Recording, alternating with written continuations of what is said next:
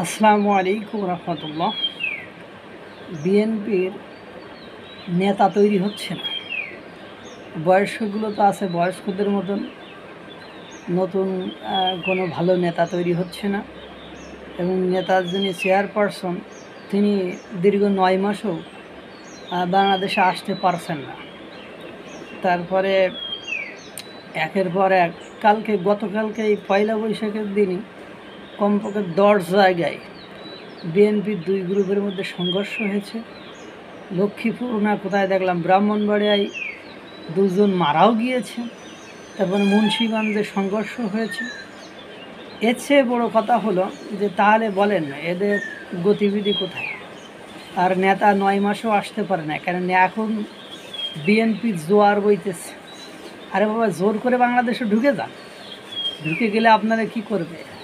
মাহমুদুর রহমান আমার দেশ পত্রিকার সম্পাদক, সে তো ঢুকে পড়ার পরে তাকে গ্রেপ্তার করেছিল, আটকায় রাখতে পারছে? তার মতো একটা লোককে যদি আটকায় না রাখতে পারে, বিএনপির মতো একটা দলের চেয়ারপারসনকে কীভাবে আটকায় রাখে? আর সবচেয়ে বড় কথা হলো যে এদের কে বুদ্ধি দিচ্ছে আল্লাহই ভালো জানে। তার মধ্যে আবার এই সালাউদ্দিন সাহেব, বিএনপির সালাউদ্দিন সাহেব ইদানিং মনে হয় দেখা যায় রাজনীতির আগে ধর্মীয় কোনো সংগঠন বা ধর্মীয় কোনো রাজনৈতিক দলে অংশগ্রহণ করে ফেলে কিনা। কারণ এক সময় উনি এক রকম কথা বলছেন। একবার বললেন 13ই কতই জনে বললেন যে 2024 সালের তিনি বললেন ছাত্রদের এটা বিপ্লব বলে খুব ভুল করবেন না। আবার 11ই আগস্ট উনি বলছে ছাত্রদের এটা একটা উচ্চমানের বিপ্লব হয়েছে। আরে ভাই, একজন সালাউদ্দিন সাহেবের মতন একজন নেতা, তিনি যদি বিপ্লবের সংজ্ঞা না জানেন, তাহলে আপনাদের পেছনে জনগণ কেন রাজনীতি করতে যাবে? বিপ্লব মানে কি বোঝেন? বিপ্লব এটাকে যখনই আপনি বিপ্লবের রূপ দিতে যাচ্ছেন, এর অর্থ জানেন? এটার অর্থ হলো আপনি একটা সরকারের বিরুদ্ধে সশস্ত্র যুদ্ধের ঘোষণা দিয়ে একটা নির্দিষ্ট এজেন্ডা বাস্তবায়ন করার জন্য দীর্ঘকালীন যেটা বিভিন্ন দেশের বিচ্ছিন্ন গোষ্ঠী, সন্ত্রাসী গোষ্ঠীরা করে, সেই ধরনের মানসিকতা নিয়ে সরকার পতনের ডাক দেওয়া এবং সুনির্দিষ্ট উদ্দেশ্য হাসিল না হওয়া পর্যন্ত সরকারের বিরুদ্ধে অস্ত্রশস্ত্র নিয়ে যুদ্ধ করে।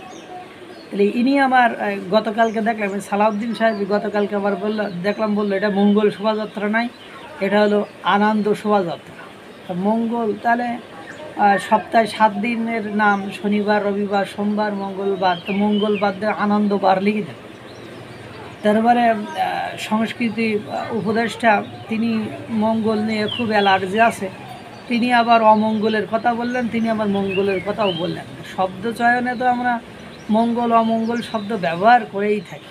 সালাউদ্দিন সাহেব যা শুরু করেছেন, তারপরে মাঝে আপনারা দেখেছেন যে হাসনাত আবদুল্লাহ, হেফাজত ইসলামের মামুনুল হক, তারপরে জামাতের মুফতি ইব্রাহিম কাজী, এদের সাথে উনি আবার উর্দুতে খোশ গল্পে মেতেছেন। তার সব কিছু মিলায় দেখা গেল সালাউদ্দিন সাহেব দীর্ঘদিন বাইরে ছিলেন, বাংলাদেশের রাজনীতি নিয়ে তিনি কি ভাবছেন। তারপরে উনি এসেই বলে আবার প্রথম দিকেই আওয়ামী লীগের নেতাদের লুট করা, গাড়ি ব্যবহার করার কারণে মাঝে শুনছিলাম ওনার এগেনস্টে আবার এলিগেশন আসছিল। সব কিছু মিলায় সালাউদ্দিন সাহেব বিএনপির জন্য আমার মনে হয় বর্তমান সময়ের বক্তব্য, চলাফেরা, ওঠা বসা যে লেভেলের, তাতে করে ওনার দিয়ে বিএনপির ক্ষতি ছাড়া উপকার হওয়ার সম্ভাবনা খুবই কম।